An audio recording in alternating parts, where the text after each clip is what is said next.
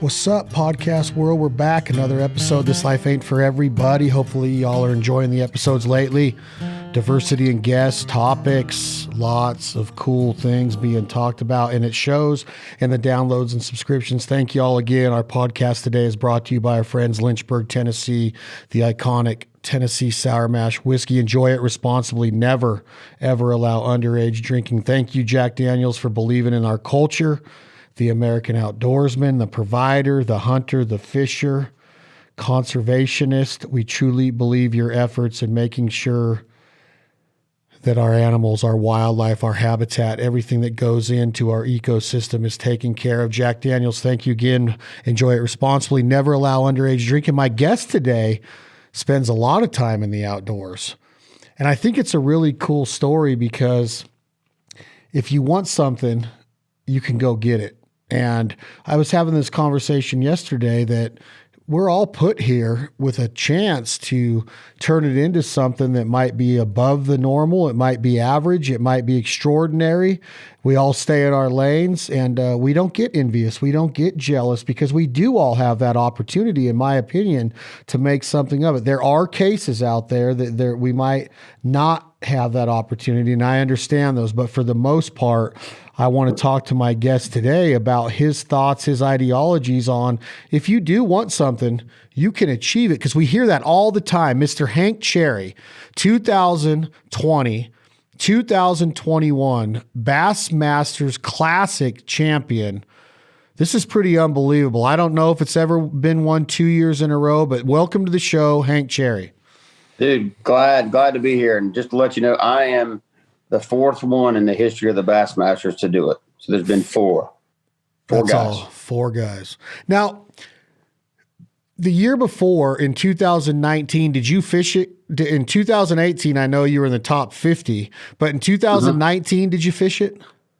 No, I've missed the Classic twice. I missed it in 2019 and 2017, I believe. I try not to keep track of the years that I suck, but I've missed the Classic twice in all the years I've been fishing, and it's not a position you want to be in.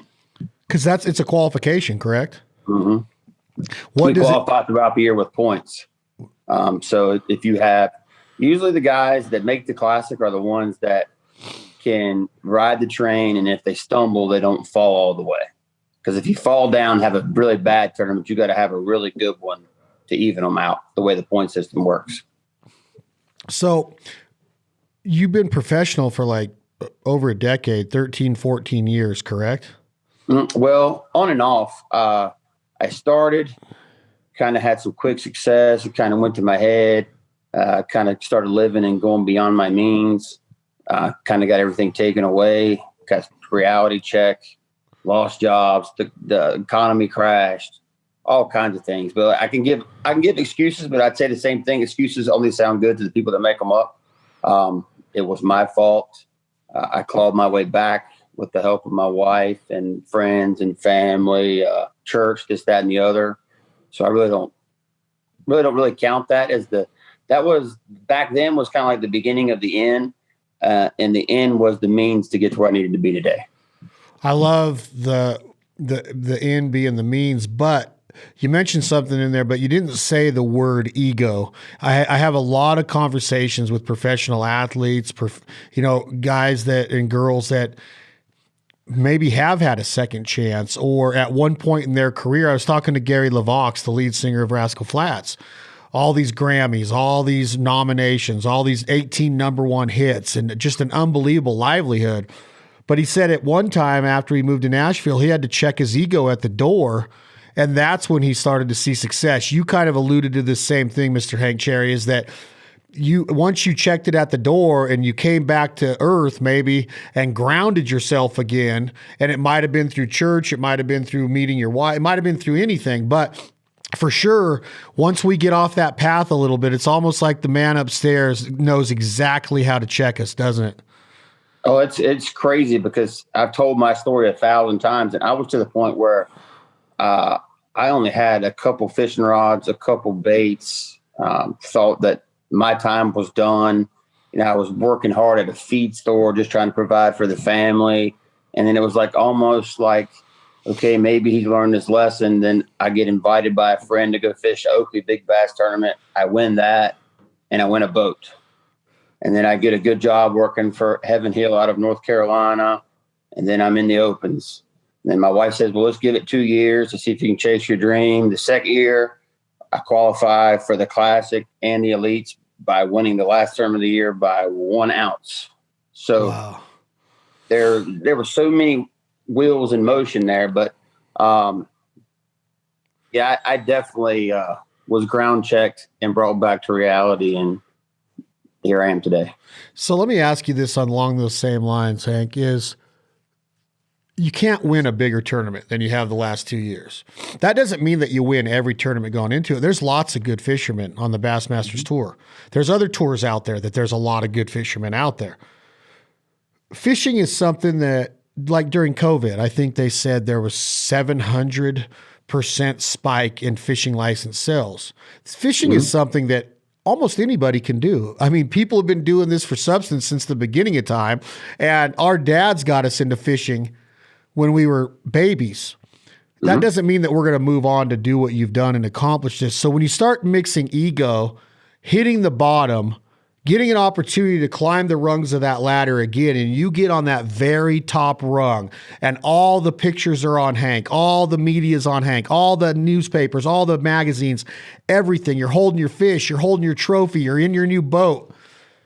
Do you still have an ego? Do you have to have an ego to be this successful? Or is it now that you're approachable? You'll have a conversation with just about anybody because you understand now that, hey, I'm just a fisherman. You're a very good fisherman, but tell me how that acts now, because now you've come back and you've won the biggest of the biggest 2 years in a row.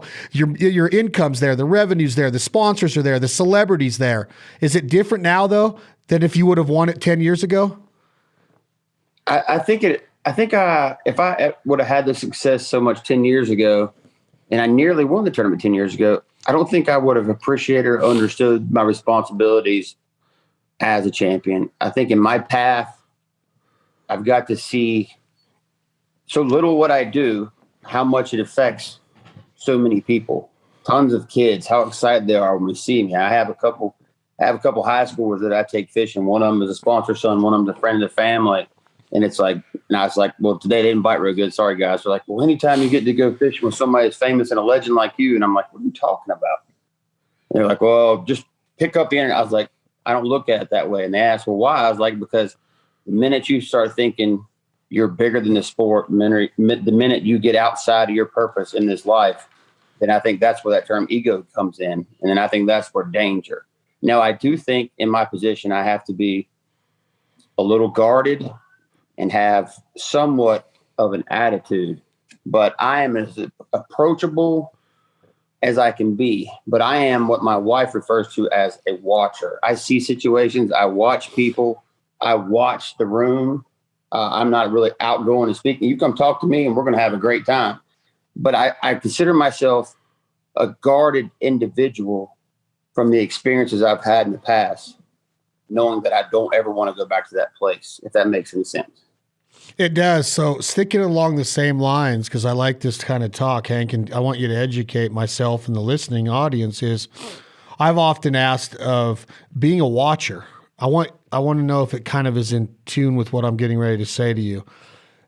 You walk into a room and you have this life that you want it to be normal, but it truly isn't. And you just alluded to that by what that kid, that high school fisherman, says to you. You're a legend. Just to have a day on the water in the boat with Hank Cherry, my life is complete. Okay. That's hard to hear. It's hard to take compliments. We begin to deflect.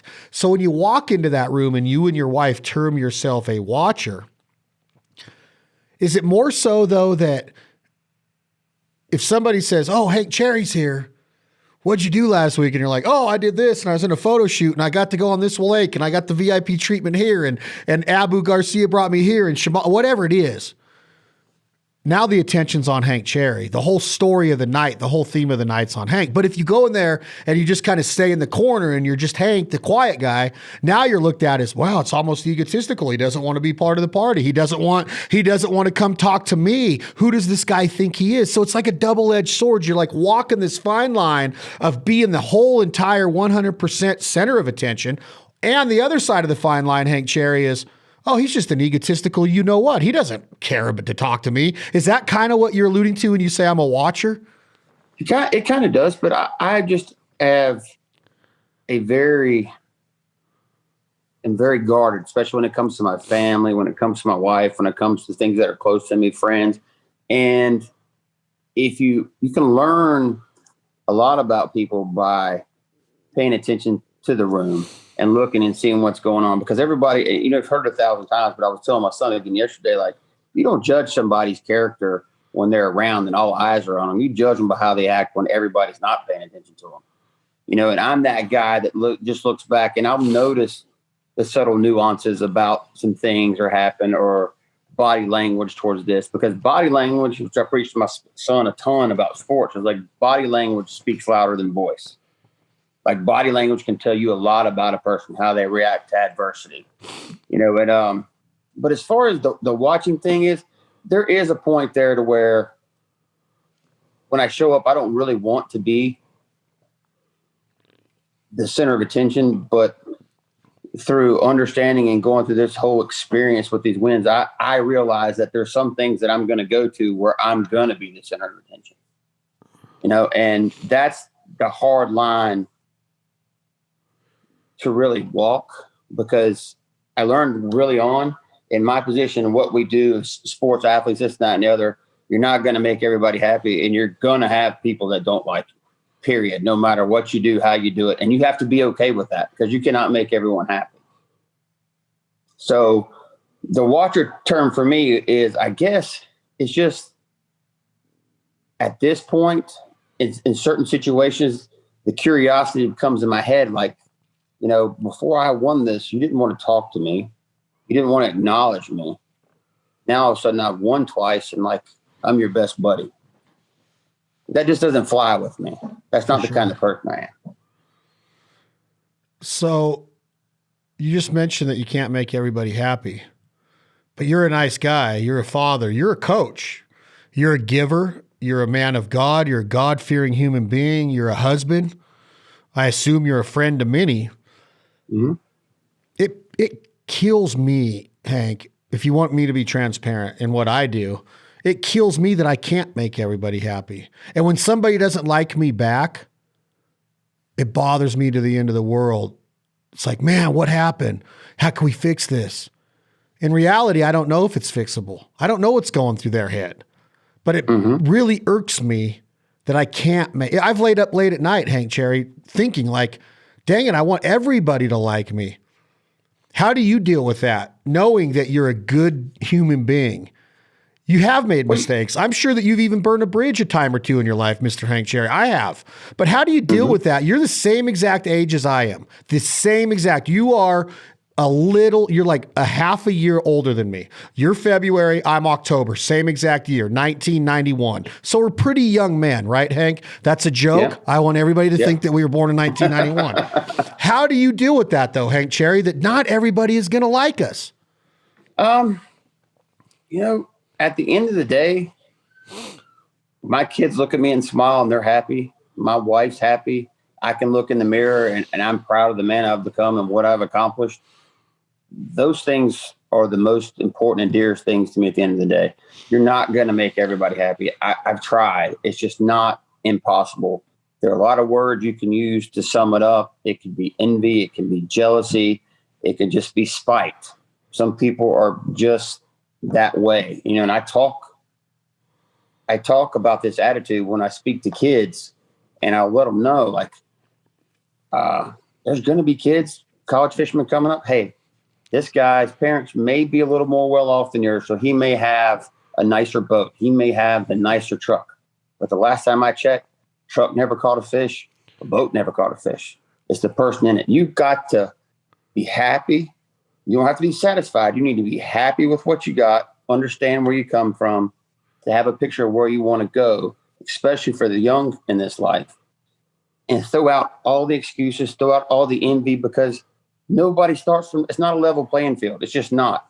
The economic structure in our country is just not the same. It's not going to be a level playing field. That's still not an excuse that's going to determine how your life turns out or what your career path turns out. You determine that. I tell my son every day, you got one choice in life. It's how you choose to react to life. Every day you wake up, you make that choice, you make it, and you stick to it. You suffer the consequences, you reap the rewards.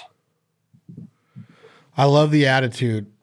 You're talking a little bit about what mentorship means.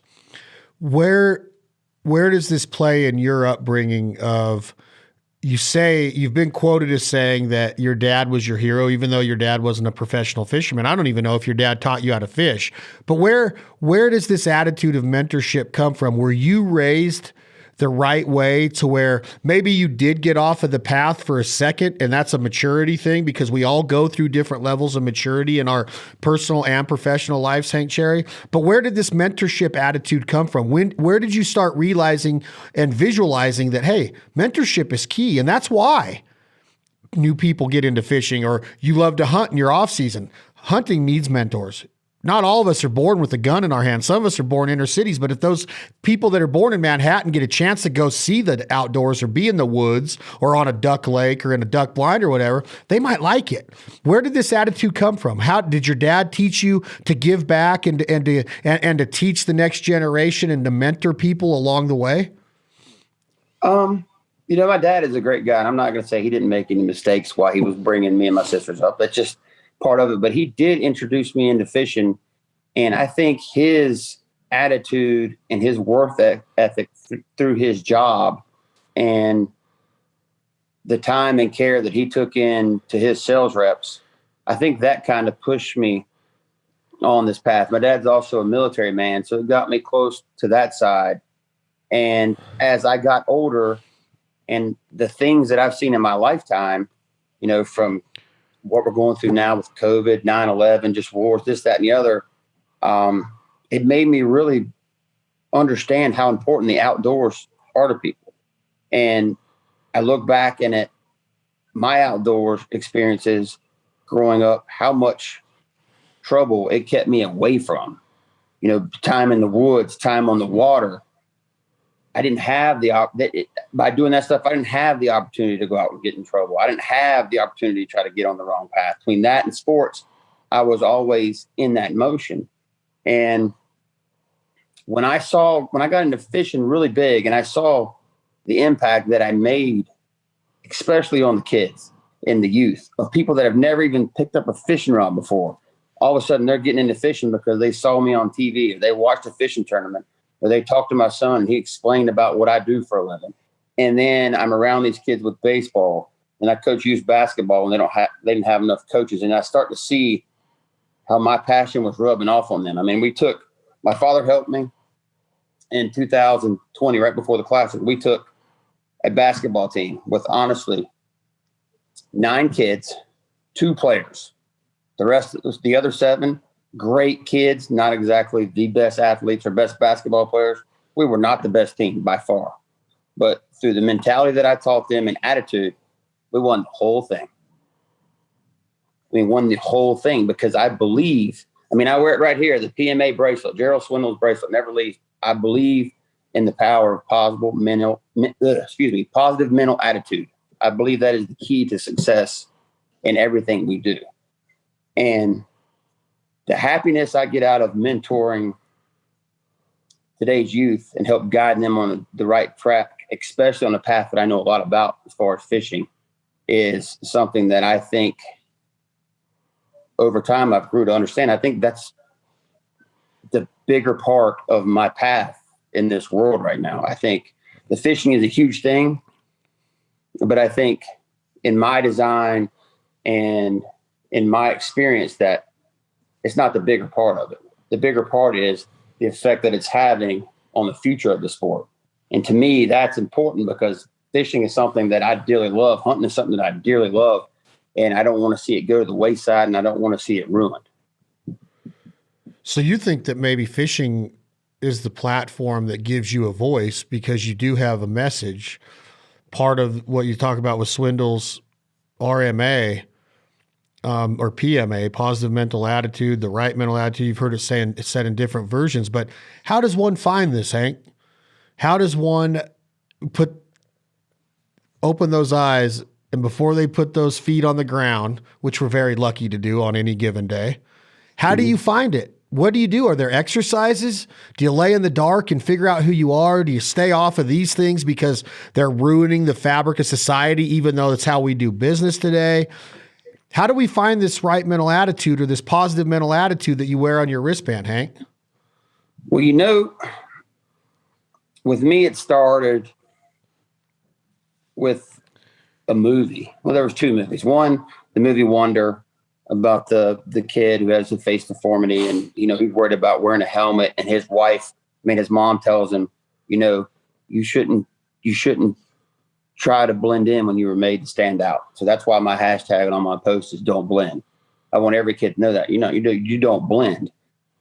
But the biggest word that helped me develop the right attitude was how. And the reason I say that is, you always hear, well, if I had the chance to do this, or you'll hear a kid or my son say, well, when I get to the major leagues, and I stop them, and I'll stop everybody. There's no if. If is a dream. When is a thought.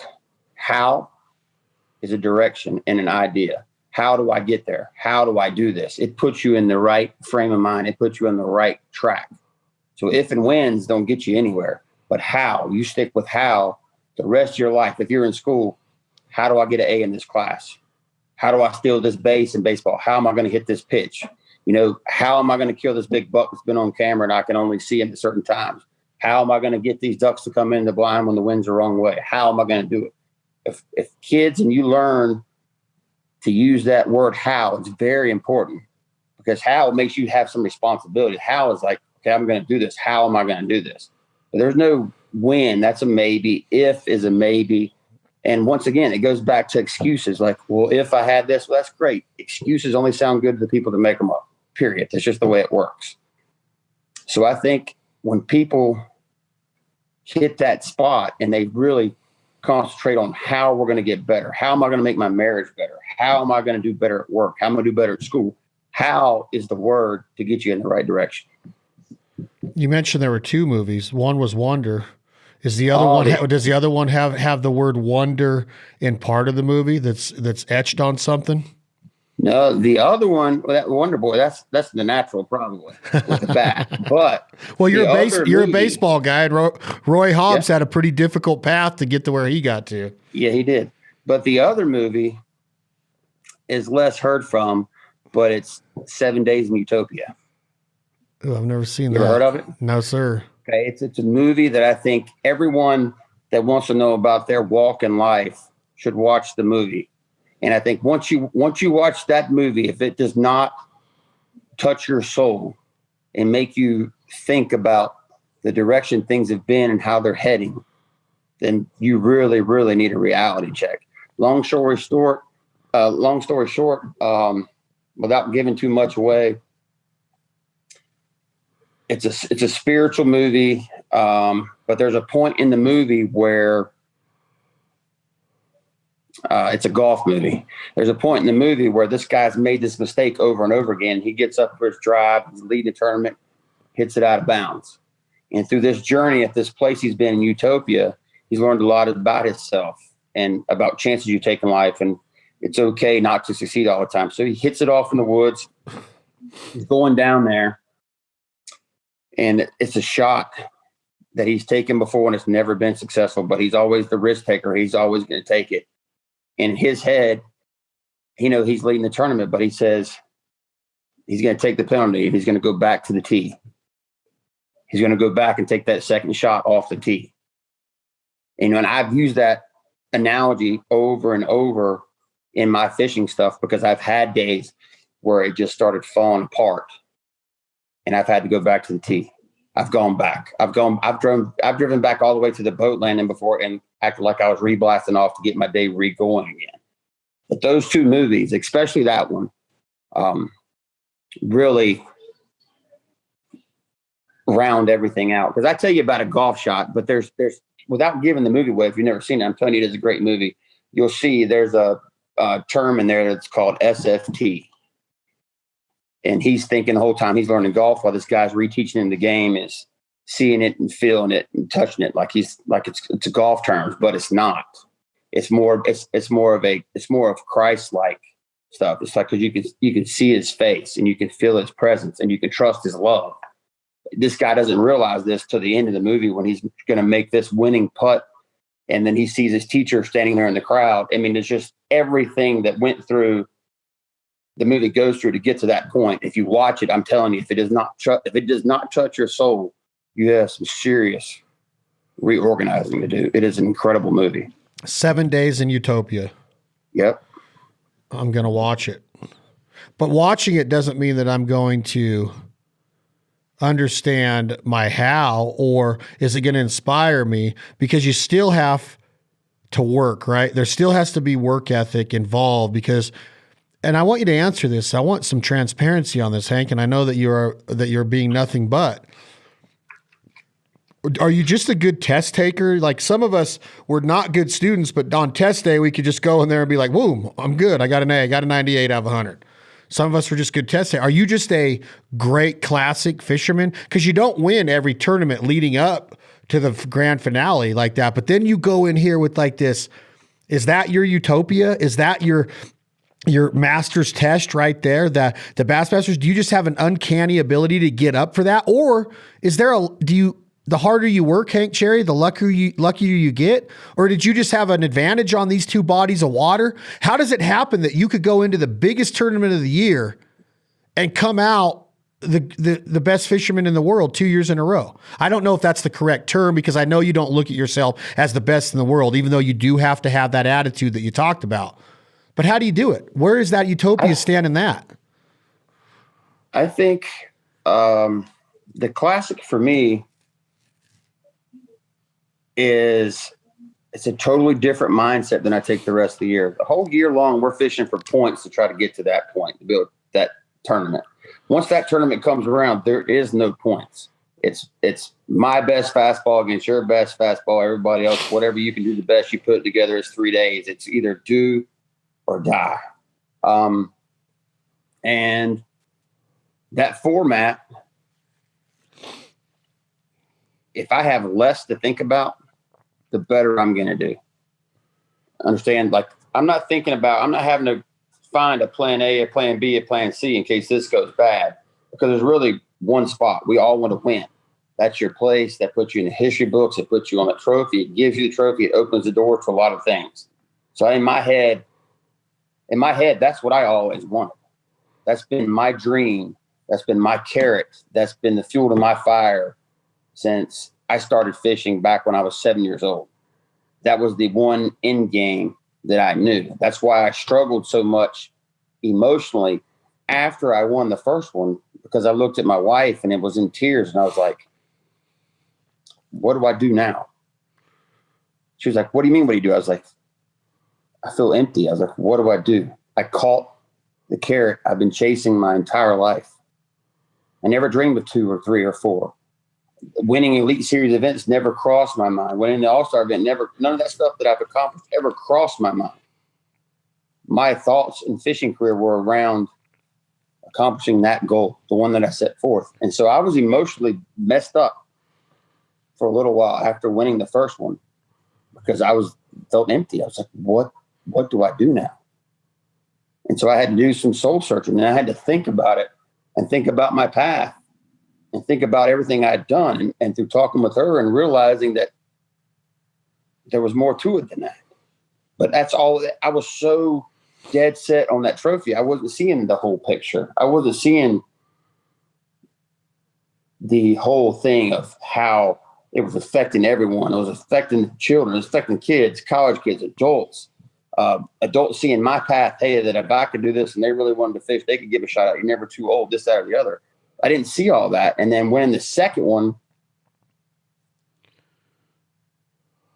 it was like, I looked at my wife and she's like, see, it's not over. Still not over. So my journey is still developing. But when it comes to the Bassmaster Classic, I think I get so jacked up. I have no outside interference because I know there's no points. There's one spot that I want, and I plan for that. When I played baseball, like I was a home run hitter. I was swinging every time. I was swinging to hit it as long and as far as I could every time, and that's just the only way I do. During the regular season, if you do that too many times and you foul balls off and don't make direct contact, you don't end up in the Classic. So there's really two mentalities that we have to take on throughout the year. You're one person during the year, and then you have to have a whole nother drive once you get to that event, if that makes any sense. Makes total sense. You talked to yourself about being a home run hitter. I absolutely love all of the baseball analogies, which we're going to get into, being from the region you're from in our country in the Carolinas. Are you a big Chipper Jones fan? I see your son is becoming a switch hitter. Chipper Jones could be the best switch hitter of all time. Did I say chip hitter? I meant switch hitter. And yeah. you got Eddie Murray in Baltimore back in the day, but Chipper being in your part, I'm sure he's a huge influence to you, the Atlanta Braves. We'll get into baseball. But you talk about hitting home runs and swinging for the fences all the time. You've also been termed as a power fisherman. What is power fishing, Hank Cherry? Does that mean that you don't go in there and just kind of like just toss it into the tree? Do you go in there and just throw it as hard as you can and you reel as fast as you can and you drive the boat as fast as you can? What does power fishing mean? You don't stay in the same spot too long? Describe what they mean by that. Power fishing is most of the time up close and personal, heavy line, big baits, in and around the cover. I mean, when people speak of like finesse fishermen, it's more spinning rod, light line, maybe out off the bank, wacky worm presentation, things such. But power fishing, you're usually right up in it. It's an aggressive style. And you are usually at a quick pace, moving pretty fast. There are times when power fishing can be slow, but that's depending on where you are in the country. But you have an aggressive approach to fishing. And that's the best I can tell you about power fishing. I mean, it's a more aggressive approach to getting the job done. So when it comes time of the year for the Bassmaster Championship, the Classic, which you've won in 2020 and 2021, two-time defending champion Hank Cherry, is everybody termed a power fisherman during those 3 days of the Classic? No, not really, because there are going to be some guys that are going to go out offshore or are going to pick up a spinner rod, maybe get some 8-pound line and doodle around this, that, and the other. You'll see that. And a lot of that determines the body of water that you go to. Like if we go, like for instance, next year it's on Lake Hartwell in South Carolina. It's a clear water reservoir, a lot of spotted bass. So techniques are going to be different. Can you catch spotted bass power fishing? Yes. Lots of time, finesse fishing, drop shot, wacky worm, Nico rig, shaky head, things like that prevail just because of the type of fish you're fishing for and the season. And you start talking about baits. Do you have a visualization? Do you get to go in and practice a couple days leading into the Classic on this body of water? Talk to me about, and you know who Ted Williams is, The Science of Hitting. I think it was chapter 4, greatest book ever written about baseball, in my opinion.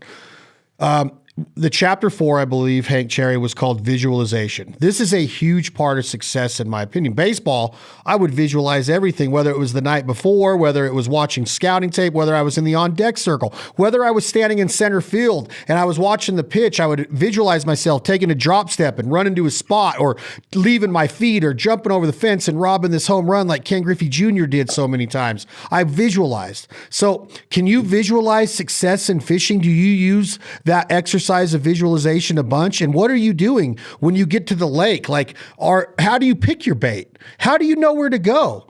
Like when you leave that dock, you already know exactly where you're going to go. And if you do, why isn't everybody else going there? Because Hank Cherry's going there. How is all of this determined? Well, see, everything that you just mentioned is determined a lot of it by experience, understanding situations that you've been in the past, regionally knowing what's going on in that region with weather, the time of year it is. Are we near the spawn? We're post spawn, however that goes.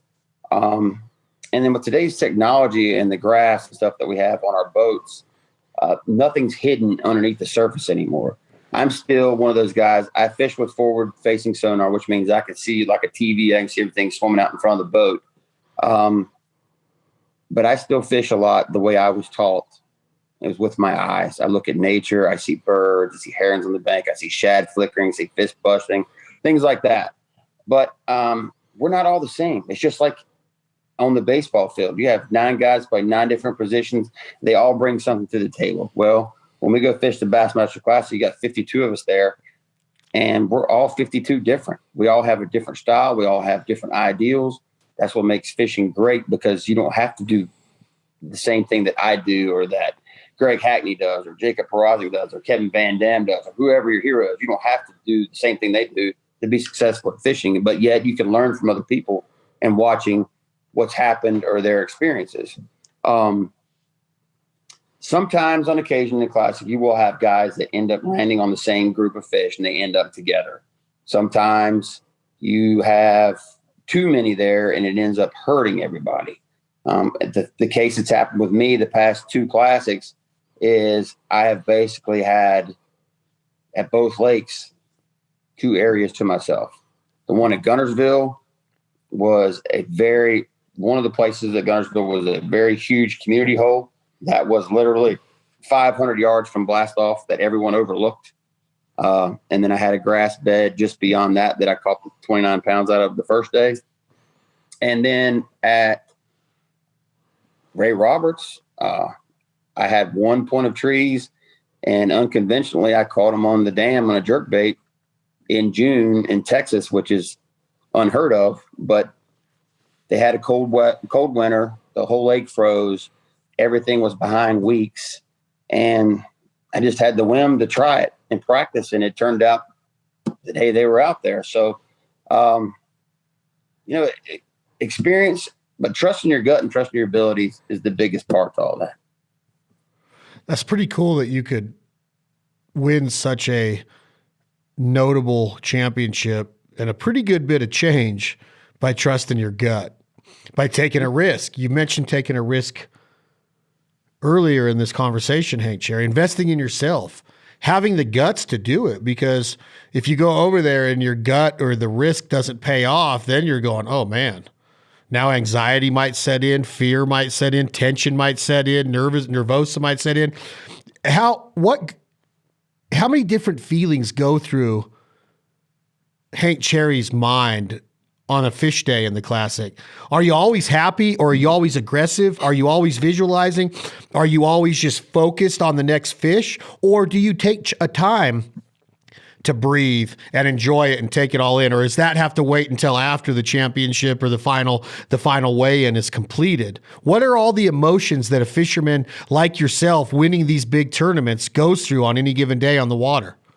Well, going through the progression of my career, I was fired up and antsy to fish the Classic before I had won. I mean, you just got a different kind of drive. You're trying to do it, and you're worried about your decisions, and is this going to be the right thing? And I got plan A, plan B, plan C, all my rods, this, that, and the other. But my progression and maturity as an angler is starting to really be able to control some variables and understand, hey, this is what I do very well. This is what I'm not so good at. We need to stay on this side, especially in this tournament, and make the best of what we can. Now, I try not to think about the outcome when I'm out there. When I won the first one, I had no jitters, no nerves. It was like the first day, everything was happening the way it was supposed to happen. I can't explain it. The second day, everything was just happening. Then I hit the third day of the first one, and it's like, crap, they're not biting. I go three and a half hours without one. But I knew from my experience, you don't run away from fish to go find fish. They were going to bite where I was. It was going to happen. I had to block all that stuff out of my head, set forth, just keep chugging along. Come the second one, like I knew the second one after practice was pretty good. Best practice I've ever had for a Classic. But that first morning on the first cast, when I hit the first tree, cranked the handle one time and a 5-pounder loads up, I'm thinking in my head right then, I'm like, is going to be pretty special. And it kind of just progressed from then. And then the third day again, at the second one when I won, it got challenging. It got hot, 104 degrees, index of like 112. They're not really doing what I want them to do. I know they're still in the same area. They're just not biting as well. So I change up some things, which is my maturity, because 10 years ago, I was kept trying to force feed them the same thing. I changed up some technique a little bit, downsize a little bit, catch those last three, and it's history. So, the best I can explain anything about my classic victories and my whole career to this point is just blessed for the lessons learned. The good and the bad all made me the guy that I am today. I love it. Are the smallmouth and the largemouth, even though you've seen 100 of them, thousands of them on a hook, are they still your favorite fish to catch? Or do you like to go offshore? Do you like a marlin once in a while? Do you like a billfish, a sail, a sword? Do you like to go up to Minnesota and catch a walleye for a fish fry? Do you like to go crappie fishing and just hammer down on a bunch of freaking cold beers and a fish fry on a Friday night with some buddies? I don't know what your personal life is, Hank. I want to get into some of that. But do you enjoy all types of fishing, or does it have to be a bass? No, I enjoy all types of fishing. I don't do very well offshore. That's why I tend to struggle when we go up north on the big bodies of water, because I tend to bout with vertigo and inner ear. So I'm always uneasy in big waves. But by far, probably my favorite fish to catch is a flounder. I love flounder fishing. We have a little sea arc, John boat. My son and I take down to the beach, and we just have a ball doing that. Typically these days, anything that's not work related is really, really enjoyable. Sometimes fishing gets more to, I let it become more of a job than fishing. And that's when the joy of it is taken away and I have to regroup. Usually it's my wife setting me straight, and we go from there. But I really enjoy saltwater inshore fishing, flounder, redfish, things of that nature. My son likes to go crappie fishing. We catch anything. I mean, even time to time I used to do it a bunch. We go to carp tournaments around here. Love carp fishing. What is a flounder? What's a flounder? Yeah. It's a flatfish, saltwater flatfish, 2 eyes on both sides of the head. I don't know if you have them on that side or not. They might call them a fluke. I don't think so. Flounder, we call them doormats. Doormats. They lay flat on the sand. You catch them on artificial or drifting minnows. Typically around here, they get anywhere from, you catch them from 12 inches to 28 inches. But they're a flat fish. They lay flat on the bottom, have 2 eyes on one side of their head, big mouth that just opens up. They actually gig them around here at night. You shine them with a light and they shoot them with a stake. I assume you're doing this because they're awesome to eat. Flounder fishing they are incredible, and just catching a big one. Like my son, he's in that stage where a bite is a bite. And he's wanting to up me. So every time he catches a great big one, have you ever caught one this big? He's in that stage, but it's just something I grew up doing that I'm passing on to him. So back to the bass, what is the best?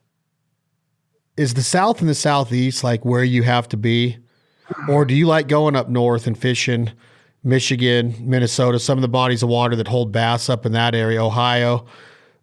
Or would you much rather be? I know that you mentioned going up north because of the vertigo, but where do we want to be to be the ultimate bass fisherman? Do you have to be from the South and the Southeast part of the country to be a badass bass fisherman? No.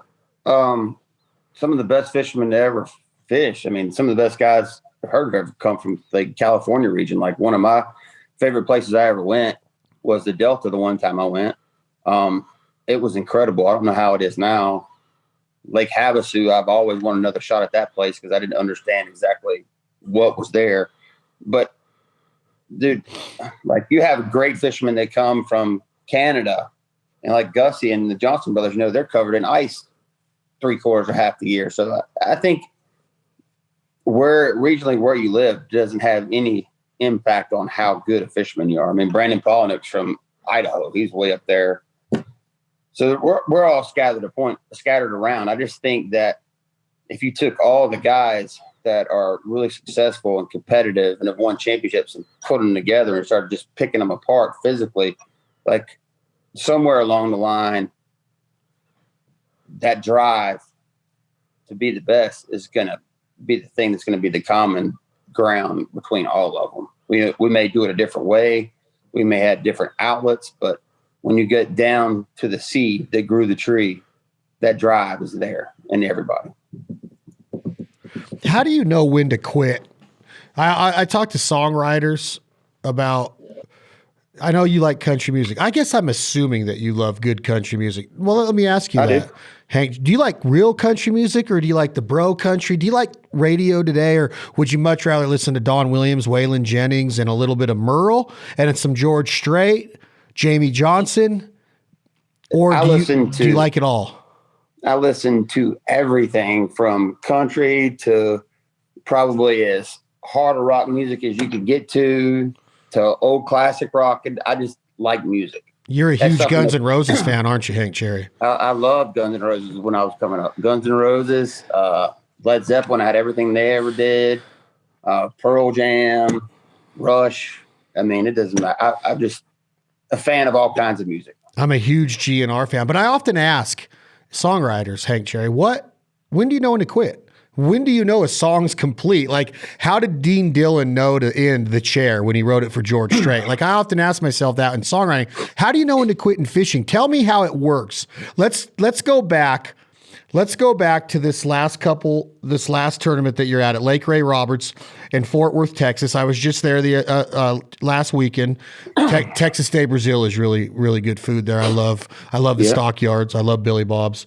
How does it go, Hank? How do you know when to quit? Do you just get a certain amount of fish that you can catch? Do you have somebody in your boat watching you? How do you know when it's time to say, you know what, I'm going to the scales? Or do you fish up until the very last second of the very last minute of the day? How does it work to knowing when to quit as a championship bass fisherman? I don't think you ever really use the term as quit. There may be times throughout days where on certain bodies of water where you think you have enough and you might lay off and go look for other places. But in your mind as a professional, you're not ever really going to put the term quit in there. There have been times that I've come in early. There have been times that I pushed it to the very last second. It just depends on the time, the year, the tournament, what's going on. I mean, you might have fish healthcare problems where you don't want to get a penalty. You might have one that's not doing so good, so you want to get them weighed in. And we usually have a marshal that's making sure we follow the rules, or a cameraman in the boat. So, but no one's giving us any advice. It's just me against the other guys. This last one at Ray Roberts, I had no idea had I won or not. I knew that I had caught 5 the last day, done my job, miserable conditions. If they beat me, they beat me. Now at Guntersville, I pretty much knew about 1 o'clock on the last day that it was done. And that was a good feeling. But even then, I somehow talked myself into thinking that I may not have enough. And I went at it probably harder the last hour and a half than I did the first part of the day. And I think a lot of that was due to that I knew the fish had started biting late in the day. But there is no really defined time where you pack it up and go in or you quit. I mean, we take off at 8, we weigh in at 3. You just got to make the best of that time frame. Do you question yourself a lot though on that drive back in? Do you like go, oh man, I wonder if I ought to be going back in? Should I throw one of these back and cast over at that tree? Oh, I see a bird over there. There's got to be a 7.5 pounder over there. Is there a lot of questions going through your mind on that boat ride back to the dock? You know, there once was, but the past few years, I don't know. I guess it's probably been the last 4 or 5 years. I don't really question what I've done, because there was a time when I got off the water and I felt like I just didn't do enough. Did I give it my all? Did I cover everything like I should have? Now it's to the point where, like I said, I trust my abilities. I know what I do well. And once my practice is done, good, bad, or the other, when we take off the first day of the tournament, I've got a game plan in mind, but I'm still learning as I go on. I'm still learning every day, trying to learn something new. And by doing that, when I get off the water, I know that I've done the best that I could do. I don't second guess it. You know, there was a time where I may have, but not anymore. I mean, I've got backing in my head. I've got backing if I ever second guess things, where I can go look in my living room like, hey, there's 2 classic trophies. You're a world champion. Don't second guess what you do. Go do what you do. You put on this earth to go fishing, go fishing. And so that's kind of the way I look at it.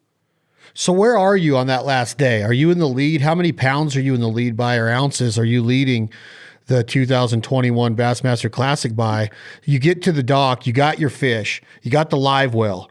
Take it from there. Where are you at in the rankings for that day? You feel good about your catch that day.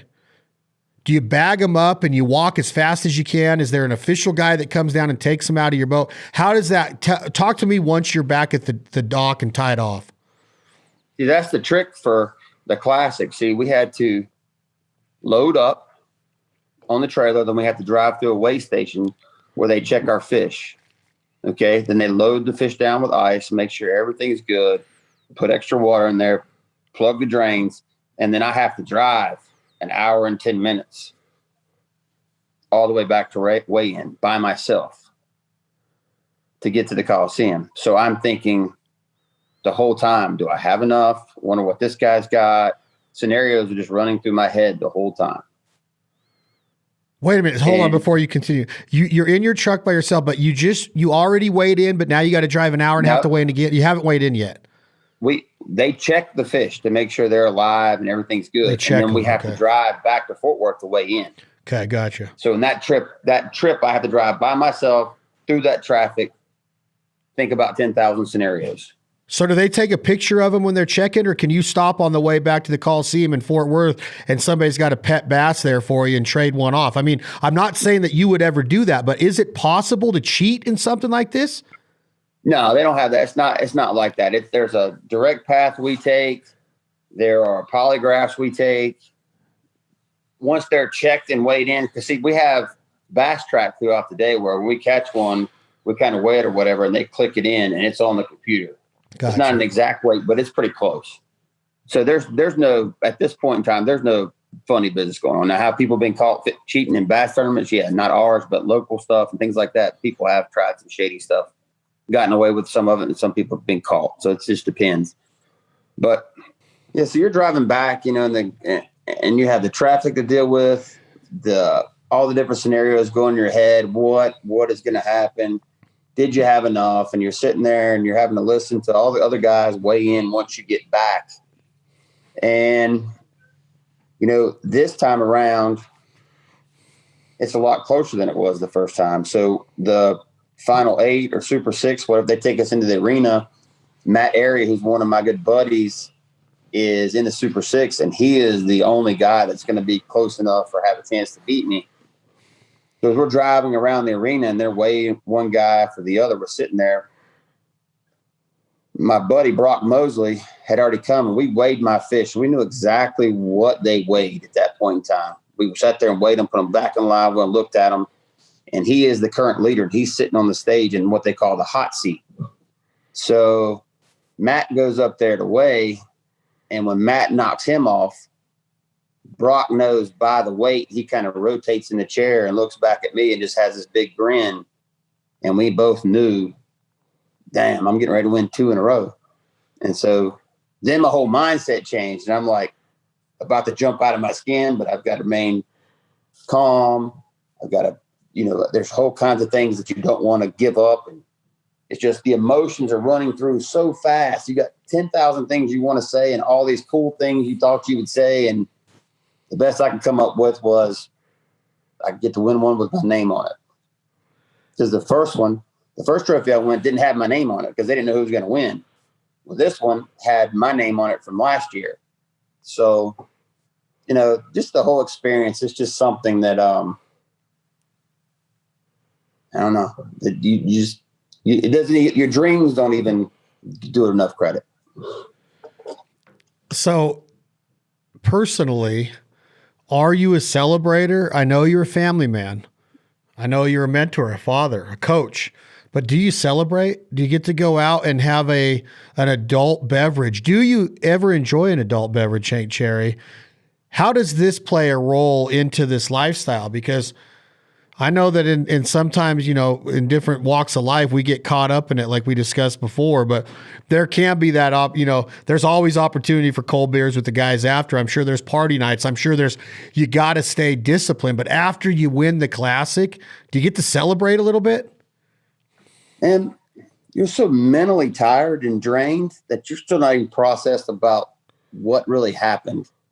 But we went out with some of the anglers and some of the bass staff. We went to, I don't even know the name of the place where we ended up going, but a backstory on me is when I wasn't fishing, I was in the alcohol industry pretty much my whole life. And I'm just not a big alcohol consumer. I'll have a beer every once in a while, mixed drink every once in a while, but I'm not one of those guys. I like to be in control, and I don't like the chance of having anything enter my body too much where I lose control. Does that make sense? Oh yeah, 100%. I was just so tired, emotionally, physically drained from the heat that the celebrating didn't happen at the Cherry household until weeks after when we got back. And I was just sitting there, and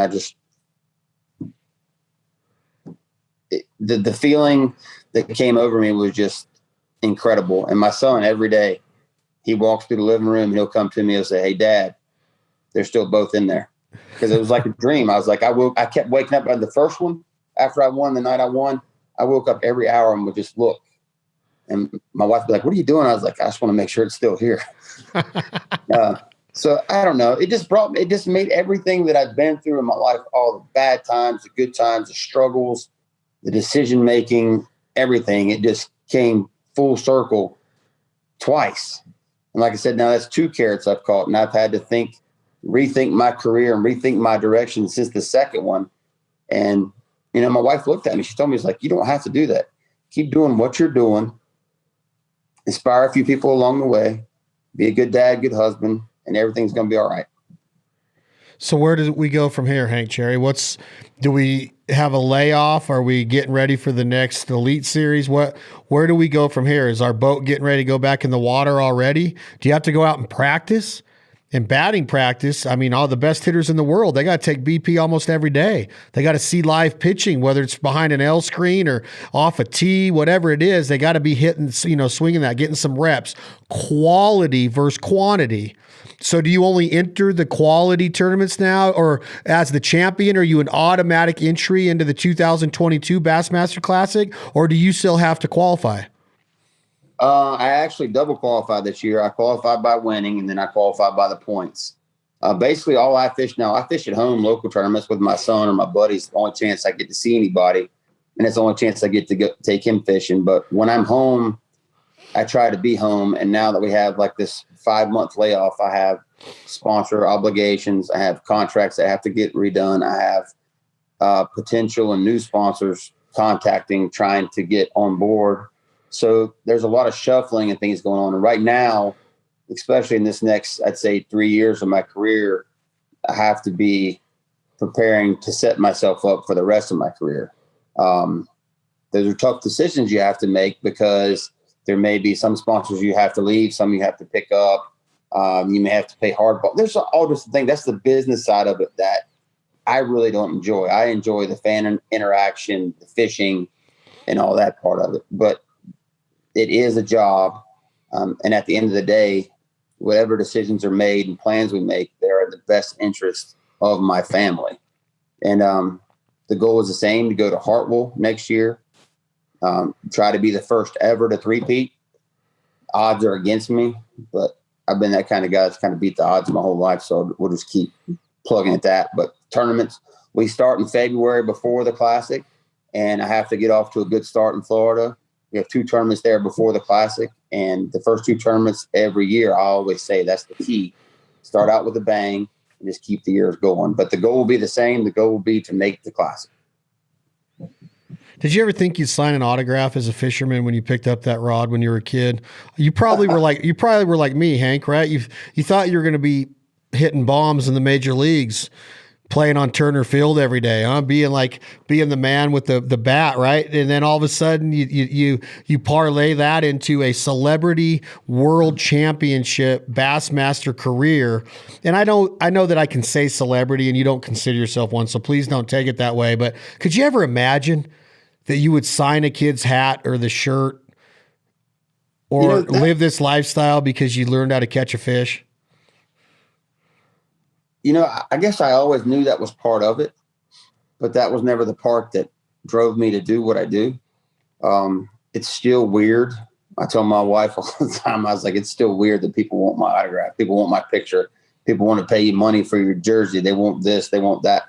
But then again, I mean, it comes with the territory. It's part of the responsibility, and it's just part of being that mentor or that leader or that inspiration to the new group coming up that, I'm proof if you put your mind to it, to some extent, anything's possible. And that all falls under the same category. So there's never going to be a time that I'm going to turn something down or I'm going to tell somebody no when it comes to auto. I'm going to do everything I can to try to be the best representation of a Bassmaster Classic champion or just a plain human being as I can. It's just, there are things that will slip through the cracks. There may be, through all the social media stuff, can you give me this or could you send me this if I send you my address or a fishing trip here? There may be things that slip through the cracks. They're not intentionally. They're not done on purpose. They're not done maliciously. But sometimes with as hectic as the schedule gets, we miss things. And we try, when we miss things and it's brought to our attention, we try to circle back around and take care of it the best that we can. But at the end of the day, the autograph thing, it comes with the territory. It's part of the job. And I guess personally, it's pretty cool just to know that somebody wants that from me. I think it's freaking awesome, man. Congratulations, man. And you got a big year in front of you. This could be the first in history. Now, you said the odds are stacked against you. I assume that's because history speaks for itself. You might know the body of water. You might not know the body of water. You're going to be fishing as good as you want to. I don't know why the odds are, but Hank Cherry said the odds are stacked against him. But one thing's for sure is that the world of bass fishing and fishing is going to be watching. You got some pressure on you. You got your work cut out for you. But like your son says, they're both still there, Dad. Hopefully, Hank, and I'm hoping that in a year from now, we're talking again, and there's 3 of them there as the first three-peat winner, 3-time winner in a row of the Bassmasters. Anything left to say? I mean, we've talked about, I'd love to come on here again and get a little bit more technical about fishing, but I wanted to talk a little bit about Hank because I'm sure that a lot of the interviews are about fishing and how you win and what baits and what rods. I don't know. I don't know. I don't live in your world, but I think that it's really, really cool that your story comes full circle to become a repeat champion of the Bassmaster Classic. So congratulations. I hope success continues. I hope your son gets drafted in the first round as a switch hitting guru. A lot of work, but he does. I like his bat speed. I like his power. He looks pretty fluent from both sides of the plate. Looks like he has some leverage on the ball. Looks like he's going to be tall like his daddy. Congratulations, my man. I'm proud for you, and I truly appreciate you coming on to the show. Hey, man, I enjoyed it. This was definitely a change from the Ordinary Everyday podcast, so I enjoyed it. Well, I'm glad. Let's do it again. And I'm not going to beat you up on social media, but one day I hope to share a duck blind, a turkey woods with you, maybe a boat, and you could teach me how to just freaking flip cast right into the weeds and pull out a 6-pounder. I need to learn. I want this to be my second coming. After I'm done in this duck hunting game, I would love to be Hank Cherry. I want to grow up to be like you, Hank. I want to be a professional bass fisherman. Right now, you want to know what I want to do? I'm ready for it to cool down a little bit so I can lay a big buck on the ground. That's what I want to do. All right. Well, I'll expect a picture of that if you can. And maybe even you could overnight me a piece of that, what we call the tenderloin or the backstrap. Yeah. Hank Cherry, 2020, 2021 Bassmaster Classic champion. What a freaking career. It's so cool to hear a man's story. The humble beginnings, the life, the span, just the cycle that we take, the paths that we take, the maturity levels, getting that ego and letting it sneak in and then having to check it at the door. It happens to all of us in one way or the other. And to hear him through humility know what his reason on earth is now. He's not here just to be the champion. He's here to be a mentor. He sees how this affects so many different walks of life, especially the kids. And he has taken the responsibility to mentor these kids and get new blood into the pipeline of the outdoors that we cherish so much. So you heard it here, Hank Cherry. Appreciate you, my man. Good luck in the future. I will talk to you soon. If you guys want to follow Hank Cherry, it's at Hank Cherry Fishing on Instagram. Yep. HankCherry.com on the World Wide Web. Yep. You got to follow him. Guys and girls, you got to follow him. His smile is contagious. Go check out those trophies. Maybe you'll learn a thing or two. I'll be in touch, my man. Thank you, Tom, Jake. Hit that button. Jack Daniels, thank you for supporting the podcast and everything we do here with all of our brands. This song is called What You Gonna Do When the Money's All Gone by our good friend, Leith Lofton. I'd rather be poor living off in a hole, rich as hell without a soul. Life on earth